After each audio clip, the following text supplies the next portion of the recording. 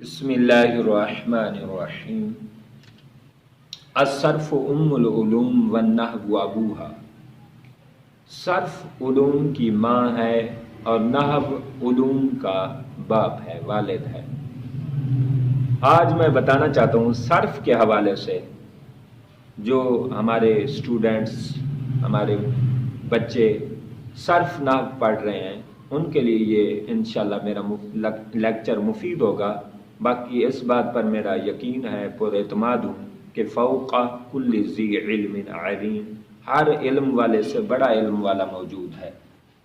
اس کائنات میں بڑے بڑے عالم ہیں، بڑے بڑے علماء ہیں، میں تو ایک اسٹوڈنٹ ہوں۔ بہرحال الحمدللہ میں نے 94% یا 93% سے کچھ زائد نمبروں سے میں نے درس نظامی کی ہے، الحمدللہ عز و جل۔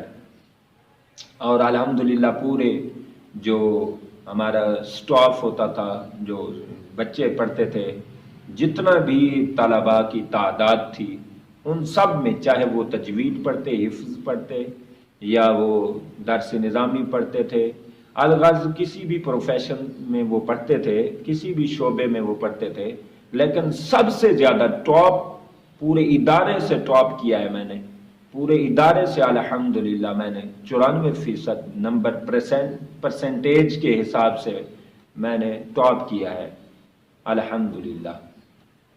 تو اس حوالے سے مجھ تک جو میرے بس میں جو بات ہے میں وہ آپ تک پہنچا رہا ہوں۔ میں آج بتانا چاہتا ہوں سیغہ کیسے حل کرتے ہیں۔ سیغہ حل کرنے کے لیے ہمیں کچھ چیزیں دیکھنی ہوں گی۔ مثلا سیغہ دیکھنے کے لیے ہمارے جو ہے نا آن دا بورڈ لکھا ہونا چاہیے، ریٹن ہونا چاہیے کہ ہم نے جب سیغہ دیکھنا ہے تو کیسے دیکھنا ہے۔ سیغہ میں فعل کتنے ہوتے ہیں؟ 4 بھی بنا لیں، 3 بھی بنا لیں۔ فعل ماضی، فعل مضارع، فعل امر، فعل نہیں۔ اب امر نہیں کو بعض اکٹھے بھی سمجھتے ہیں کیونکہ دونوں میں حکم ہوتا ہے، ایک میں پازیٹیو حکم ہوتا ہے، ایک میں نیگیٹیو حکم ہوتا ہے۔ تو انگلش میں بہرحال امر نہیں کو ایک امپیریٹیو کہا جاتا ہے، لیکن عربی میں امر اور نہیں کو علیحدہ رکھا جاتا ہے، میں علیحدہ رکھ رہا ہوں۔ 4 فعل ہوتے ہیں، لہذا کوئی بھی سیغہ ہے اس کا دیکھیں آخر کیا ہے۔ چونکہ اسم اور فعل، اسم کی علامات یہ ہے کہ الف لام جس کے شروع میں آ جائے وہ اسم ہوتا ہے۔ مثلا الحمد، الناس، اللہ، لہذا جس کے شروع میں الف لام آ جائے گا وہ اسم ہوگا، وہ فعل نہیں ہوگا، وہ سیغہ نہیں بن سکتا۔ بر وزن بنا لیں تو علیحدہ بات ہے، سیغہ باقاعدہ طور پر وہ نہیں بن سکتا۔ لہذا الف لام اسم کی علامت ہے، اور تنوین اس کے آخر میں ہو یہ بھی اسم کی علامت ہے۔ زیدن، اسی طرح آپ جب تنوین آخر میں آئے گی، ڈبل زیر ڈبل زبر ڈبل پیش، تو یہ تنوین ہوگی۔ تنوین جب آئے گی وہ اسم کہلائے گا، جو اسم ہوگا وہ فعل نہیں ہوگا، جو فعل ہوگا وہ اسم نہیں ہوگا۔ لہذا جو اسم ہوگا وہ سیغہ نہیں بن سکتا، جو فعل ہوگا وہ سیغہ ہوگا۔ سیغہ دیکھنے کے لیے ہمیں یہ دیکھنا ہوگا کہ اس کے آخر میں کیا ہے۔ اگر اس کے آخر میں زبر ہو تو ماضی میں تلاش کرو، ضربا، فعل، نصر، شرف، علم، منع، حسب، اکرم، صرف، ضارب۔ لہذا جب اس کے آخر میں زبر آئے گی تو ماضی کو دیکھیں، کیونکہ ماضی مبنی بر فتح ہوتی ہے، ماضی کی حالت چینج نہیں ہو سکتی۔ لہذا اگر سیغے کے شروع آخر میں زبر آ رہی ہے تو ماضی میں تلاش کرو، اگر سیغے کے آخر میں پیش آ رہی ہے تو مضارع میں تلاش کرو، اگر سیغے کے آخر میں ساکن آ رہا ہے تو پھر دیکھیں لام الف لا تو نہیں ہے شروع میں۔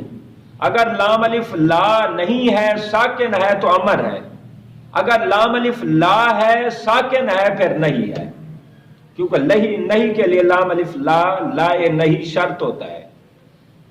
لا نہیں ساکنہ حروف میں سے ہے، جازمہ حروف میں سے ہے، جزم دیتا ہے۔ لا تضرب، اضرب، امر ہے، لام الف لا نہیں ہے، ساکن ہے، ساکن ہو لام الف لا نہ ہو تو یہ امر ہوتا ہے، ساکن ہو لام الف لا ہو تو یہ نہیں ہوتا ہے، یہ قانون ہے۔ اور پھر اب کچھ سیغے یہ میم والے ہوتے ہیں، اگر میم کے سیغے ہوں تو کیسے، اس کو کیسے تلاش کرنا ہے؟ میم جس کے شروع میں ہوگا، لفظ کے شروع میں، اس کا سیغہ تلاش کرنے کے لیے آسان یہ ہوگا، دیکھیں میم زبر ہے یا میم پیش ہے۔ اگر میم زبر ہوگی تو ظرف میں تلاش کریں، اگر میم زبر ہوگی تو اسم مفعول میں تلاش کریں، ثلاثی مجرد میں۔ ثلاثی مجرد میں میم پر زبر ہوگی تو مفعول بھی بن سکتا ہے، مضروب میم زبر ہے، یا پھر ثلاثی مزید فی ہے، ثلاثی زبر جو ہے میم پر زبر آتی ہے، یہ ثلاثی مزید فی میں آتی ہے، ظرف میں اور اسم مفعول میں۔ اب میم زبر ہے تو ظرف میں تلاش کریں یا پھر مفعول کے وزن پر اسم مفعول تلاش کریں۔ اب اگر میم پر پیش ہے، اب میم پر پیش ہے تو پھر یہ ہوگا، میم پر اگر پیش آئے گی تو اس کا عین کلمہ دیکھا جائے گا، عین کلمہ پر اگر زیر ہوگی، میم پر پیش ہوگا تو یہ اسم فاعل ہے، مثلا مکرم، مفعل، مصلح، مرشد۔ اگر میم پر پیش ہے اور عین کلمے پر زیر نہیں ہے بلکہ زبر ہے، میم پر پیش ہے، عین کلمے پر زبر ہے، پھر اسم مفعول بنے گا، پھر اسم ظرف بھی بن سکتا ہے۔ اسم ظرف اور اسم مفعول بعض اوقات ایک جیسے ہو جاتے ہیں۔ یہ ہے صیغہ تلاش کرنے کا طریقہ۔ اور اگر صیغے پر زبر ہے، فعل ماضی میں تلاش کریں، آخر میں زبر ہے، پھر ماضی میں بھی کئی چیزیں ہوتی ہیں، ماضی میں جو ہے نا 4 دفعہ تا آتی ہے، تا زبر ضربتا، تا زیر ضربتی، تا پیش ضربتو، تا ساکن ضربت۔ اب اس کی علامت یہ ہے کہ تا اگر ساکن ہوگی واحد مؤنث غائب کہہ دیں، بس نو پرابلم۔ ربیحت، علمت، نصرت، منعت، جب تا ساکن ہوگی واحد مؤنث غائب، بس نو۔ اگر تا پر زبر ہوگی تو واحد مذکر حاضر، اگر تا پر زیر ہوگی تو پھر واحد مؤنث حاضر کا صیغہ ہوگا، اگر تا پر پیش ہوگی تو یہ واحد متکلم ہوگا۔ یہ ہے صیغہ جلد بتانے کا طریقہ کہ آپ کوئی بھی صیغہ لیں اس کو دیکھ لیں۔ مثلا نعبد، ہم نے دیکھنا ہے کہ اس کے آخر میں کیا ہے، پیش ہے، پیش ہے، نعبد میں پیش ہے آخر میں، اس کا مطلب یہ ماضی نہیں بن سکتا کیونکہ ماضی کے آخر میں زبر آتی ہے۔ نعبد آخر میں پیش ہے، اس کا مطلب امر بھی نہیں بن سکتا کیونکہ وہ ساکن ہوتا ہے۔ نعبد پیش ہے آخر میں، لہٰذا یہ نہیں بھی نہیں بن سکتا اس لیے کہ وہ آخر میں ساکن ہوتا ہے اور شروع میں لام الف لا ہوتا ہے، لہٰذا جو فعل صیغہ ماضی بھی نہیں بن سکتا، امر بھی نہیں بن سکتا، نہیں بھی نہیں بن سکتا، پھر وہ ایک ہی بن سکتا ہے، وہ مضارع ہے۔ اب مضارع کے لیے پھر آپ جانچ پڑتال کرنا شروع کر دیں، اس کو پڑھنا شروع کر دیں۔ اس کے آسان علامت یہ ہے کہ اگر نون شروع میں آ جائے تو یہ جمع متکلم ہوتا ہے۔ نعبد پھر صیغہ بن گیا جمع متکلم، فعل مضارع معلوم، باب ناصر ینصر، عبد یعبد، ناصر ینصر، کیونکہ قرآن میں آتے تعبدون، اعبد، تعبدون، لہذا یہ باب ناصرہ کے وزن پہ آتا ہے، عین با دال۔ اب اس کا معنی، پھر معنی کیا کریں گے؟ معنی یہ ہوتا ہے کہ فعل مضارع میں 2 معنی ہوتے ہیں، کرتے، کریں گے، 2 معنی فعل مضارع میں آتے ہیں، لہذا ہم معنی کریں گے